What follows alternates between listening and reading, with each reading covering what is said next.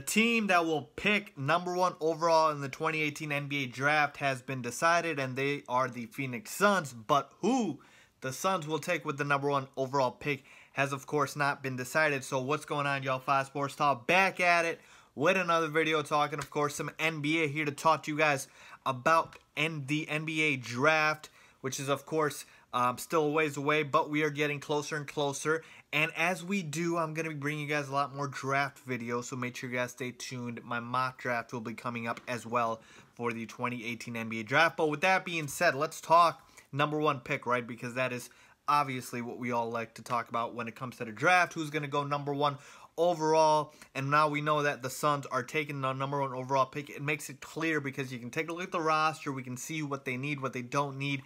And we can take a look at what the prospects and who they are for the #1 overall pick and try to fit them into the team and see where we can go from there. So with that being said, let's talk about it. So to me, there are basically just 2 prospects for this pick, basically, that the Suns should even be considering, and who I believe they will be considering, and that is DeAndre Ayton out of Arizona and Luka Doncic out of Europe, out of Real Madrid. And those are it, okay? Those are the 2 guys, and both of these guys have been very hyped prospects for not just months now, but years now, that we thought they were going to be very good. Luka Doncic, people have been paying attention to him for a while now. He's had kind of a Ricky Rubio ascension, if you will, having success very early, and he's just 19 years old. And you take a look at DeAndre Ayton, that's a man amongst boys with the way his size is, the way he's built. He's got an NBA-ready body. But before I get into all of that, those are the 2 guys really that the Suns should be targeting. And even when the Suns won the lottery, basically there were reports coming out with the news beat writers of the Suns saying that it's 100% locked that they're taking Ayton or they're considering Doncic. So to me, this is it. The other guys, Marvin Bagley, Michael Porter Jr., Trae Young, they all have their strengths and weaknesses, of course, just like how these 2 prospects do, but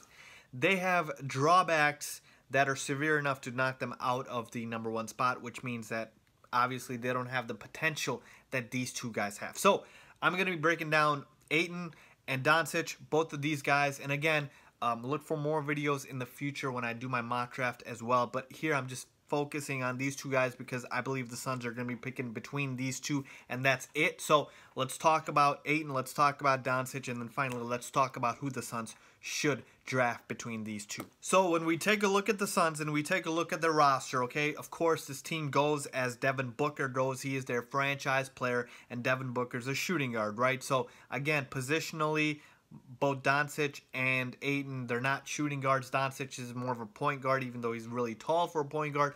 And Ayton's a big man, a center. So that is fine there, okay? Then we take a look at the other guys. We've got Josh Jackson, their lottery pick from last year. He's a small forward, okay? Then we've got TJ Warren, who's also a tweener, if you will, a small forward, power forward type. You've got guys like Dragan Bender, Alex Len, who are bigs, power forward center types. And then you have the guy that they traded for last year, which is Elfrid Payton, and he is slotted in as a starting point guard. So this is really where things get a little dicey, okay, with Elfrid Payton, okay? Because if you take a look at Doncic and you take a look at what he's going to bring, you have a guy in Elfrid Payton who's still relatively young, by the way, and something's going to have to give, right? Because the Suns, I mean, remember when they had Bledsoe and Isaiah Thomas and Brandon Knight, and I think Brandon Knight is still on the roster. He was just hurt last year. I completely forgot about him. So you have a lot more guards on this roster than you need.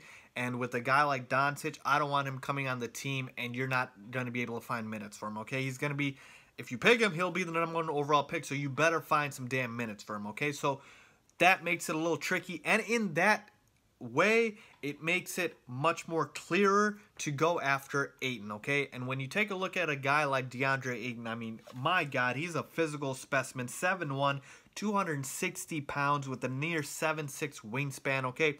I know everybody wants to say, oh, he got knocked out early in the tournament. Folks, I don't care too much about that, okay? In the tournament, it's always about the best team. We're taking a look at just the best prospect here, okay? Ben Simmons didn't make it far in the tournament, okay? And we all know he's going to be a stud and rookie of the year. Maybe co-rookie they were Donovan Mitchell. But you get my point, okay? With DeAndre Ayton, I don't care if he was knocked out early. This man has some skills. He's a physical specimen, averaged, nearly 20 and 11 at Arizona.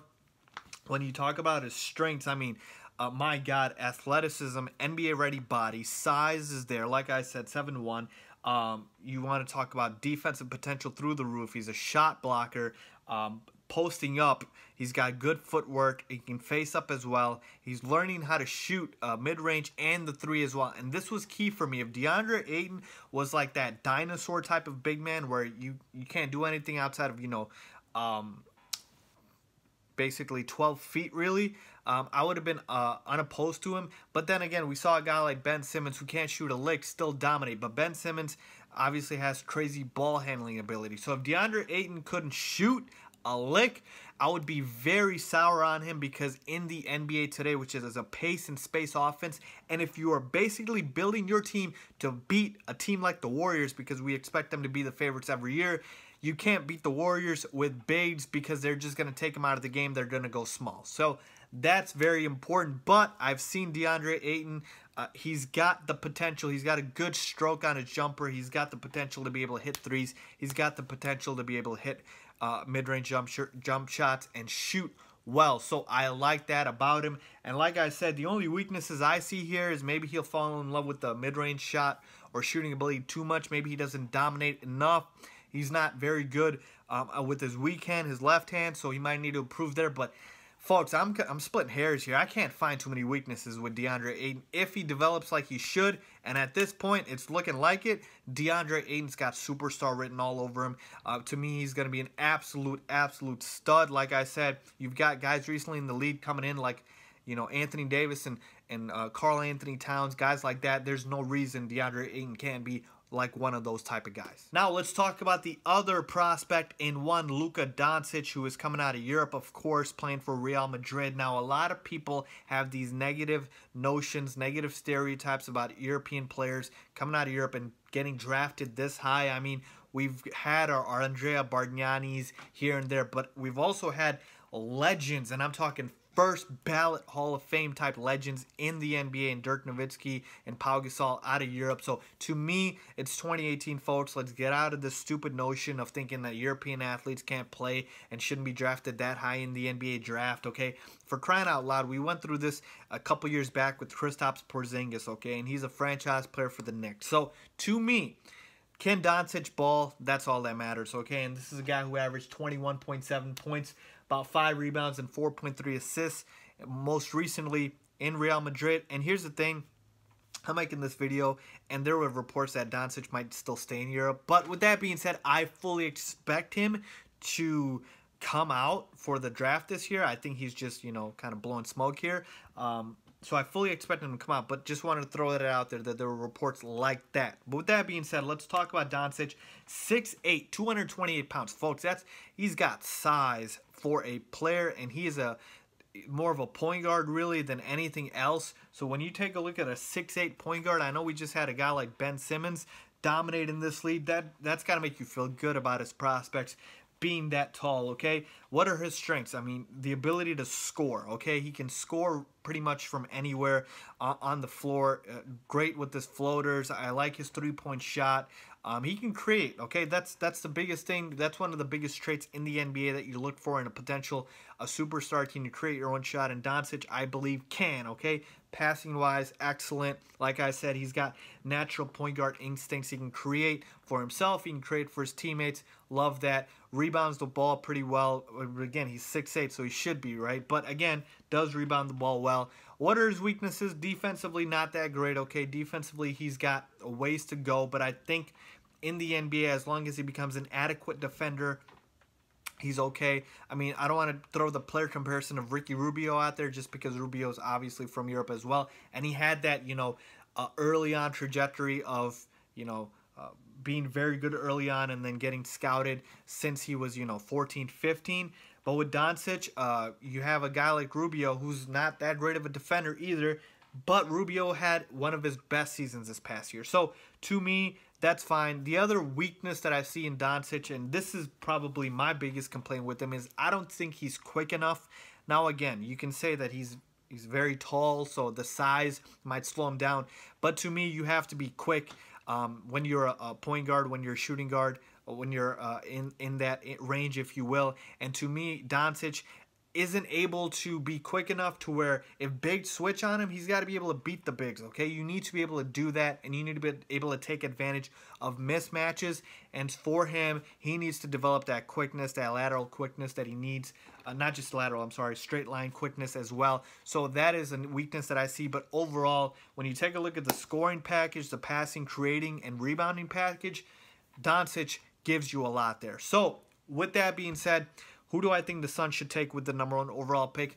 I think you have to go with DeAndre Ayton for 2 reasons, okay? One, positionally, you've got Elfrid Payton there as a point guard, and he's still relatively young. So with me, if you take Doncic, that basically means you want to trade away Elfrid Payton, or you're going to have to move him, or you have to bench him, or something, okay? And you've got other guys, like I mentioned, in Tyler Ulis or Brandon Knight at that point guard spot. So you've got a backlog at point guard. And remember when the Minnesota Timberwolves did this a few years back with Johnny Flynn, Ricky Rubio? They just kept drafting point guards. You don't want to do that. If you draft a #1 overall pick, you want to give him the minutes that he needs to develop. And that's #1 for me, okay? #2, you take a look at DeAndre Ayton, and you take a look at the fact that, like I said, not even now, positionally you can fit because you have Alex Len and Tyson Chandler. You can slot him in as a starting center.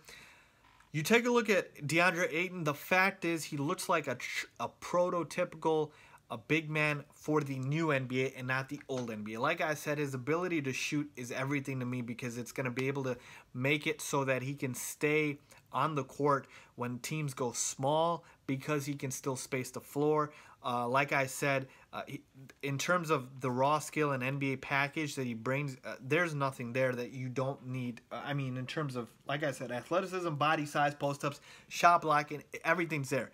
But I want to harp on the fact that he can shoot the rock decently right now, and if he can shoot pretty well moving forward and he develops a lethal shot, really, it's game over. So to me, he's oozing potential to be the next Anthony Davis, to be the next Karl Anthony Towns.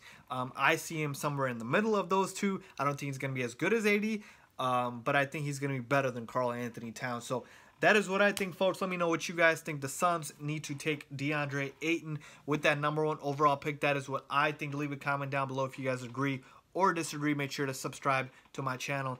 As always, thanks for watching.